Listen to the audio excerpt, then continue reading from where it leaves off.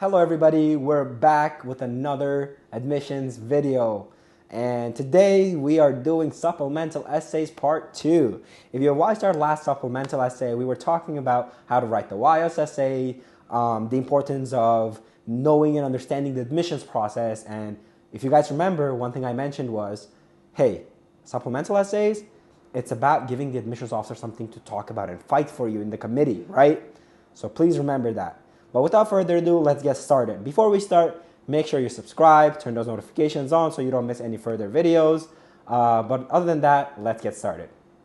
Now today, I want to talk about one of the biggest supplemental essays you will ever see in any university application, right? This is an essay that is repeated almost for every single university, and you need to understand why they do this, okay? So the essay goes something like this. Now, every university paraphrases it or phrases it differently, but it all asks for the same thing. It's called Community, Diversity, Identity Essay, okay?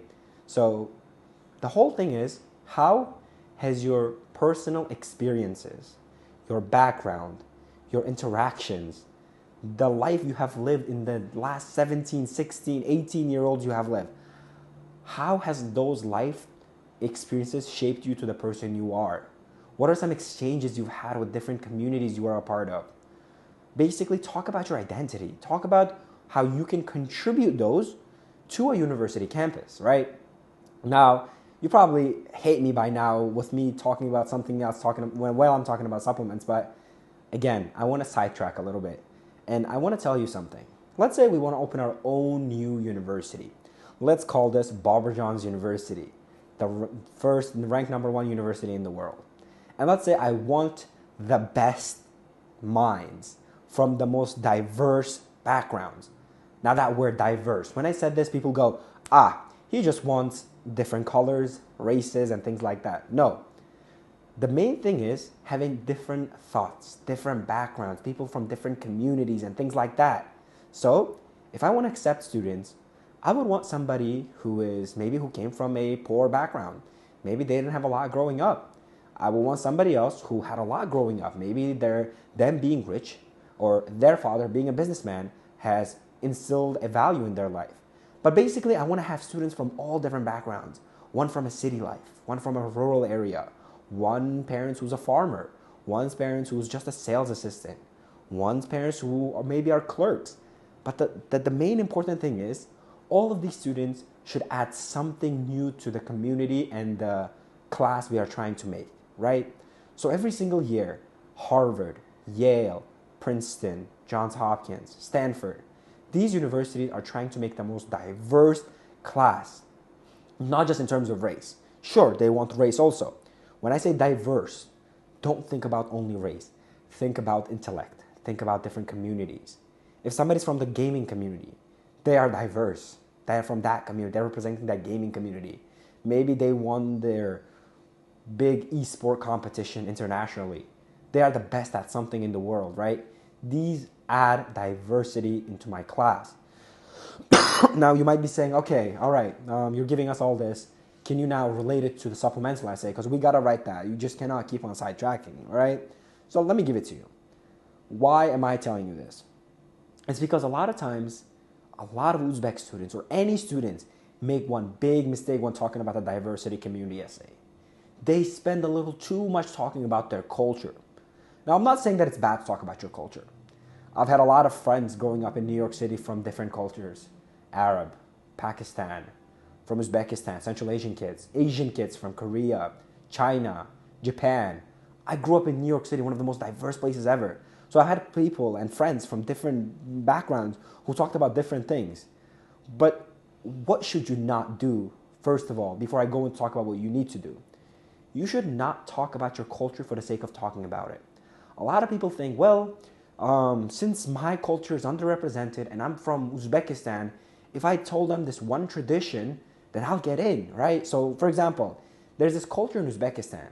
It's called hashar, or basically cleaning day, where people in a neighborhood come out every Saturday and they basically clean their neighborhood, or they go and they help a neighbor build something in their house, right? It's basically community helping, community building.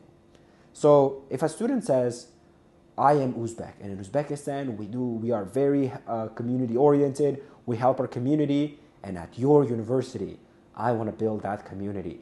I want to conduct hashars at your university. Now, that might be a very touching and great story, but the thing is, should I now accept every student who has done hashar?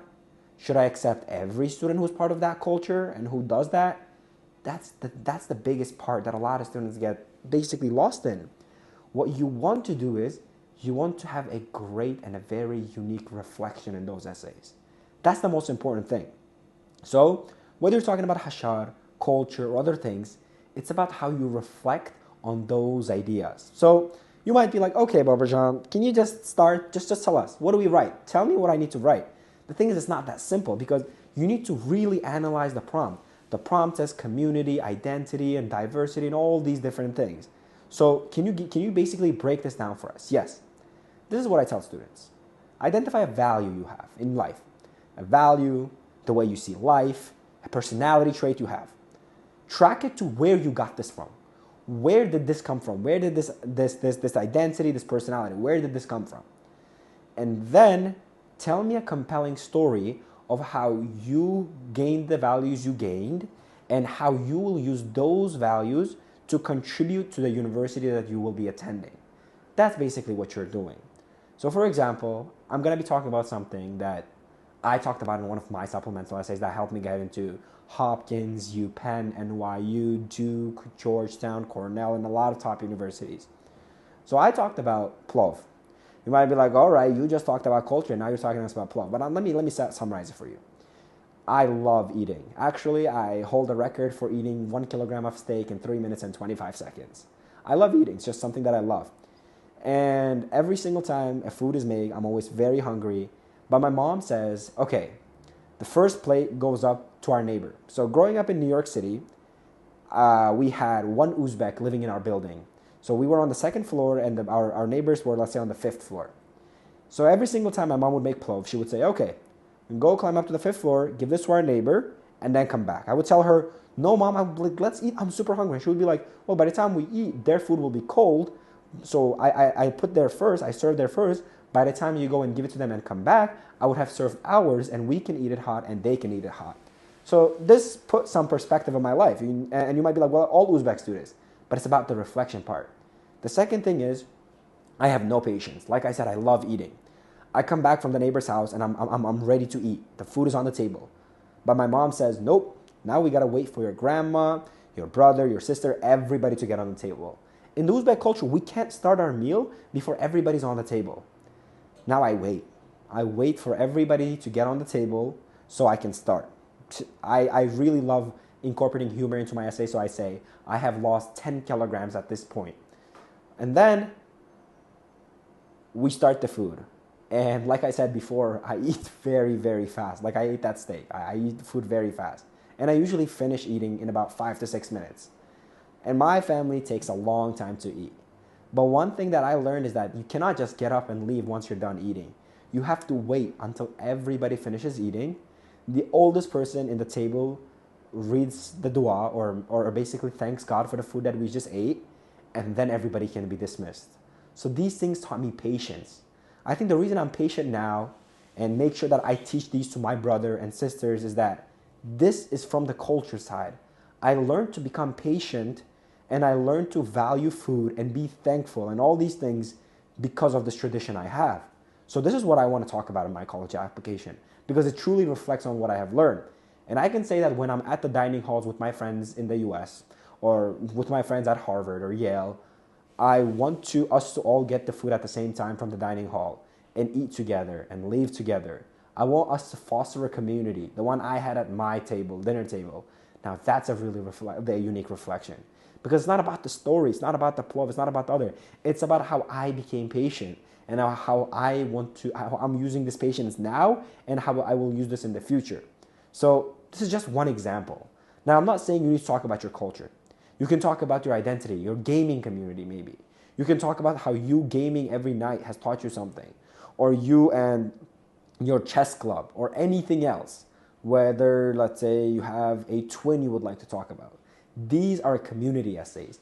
These are using your experiences, your interactions to tell a university how prepared you are for college and what you are ready to add to their campus. With that being said, I hope you got a glimpse of the diversity essay, and I hope you guys follow along in our future videos. As always, if you have any questions regarding what I have said, you are welcome to leave it in the comment section, and please wait for our further videos on the next supplemental essays and the rest of the application basically. But all in all, good luck on everybody in their application cycles. Deadlines are near, so start writing those college applications. Make sure that you are thorough in everything and you double check everything you write. Thank you everybody, have a great day.